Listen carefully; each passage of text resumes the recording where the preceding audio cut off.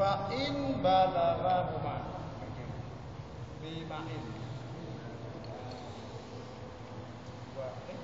Ini nak apa? Kalau pergi ke dah. Fa in balaghahuma nak pergi? Fa in balaghahuma bima'in. Wala rajulani tahu. Maka jika sampai ianya air yang najis akan keduanya berbulan.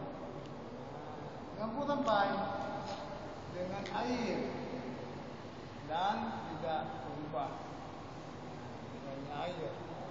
Fatahurun, maka air itu suci. Suci menyucikan. Artinya yang menajis bunuh anak tu 2 bulan. Najis gara-gara najis. Kemudian kata mati dia lam sehingga dah 2 bulan. Walau yang terdamanya dengan ia mustamar, walau yang terdamanya ia yang menajis, walau yang terdamanya ia yang sudah berubah. Ketika kita dapat dia tidak berubah, ia itu suci.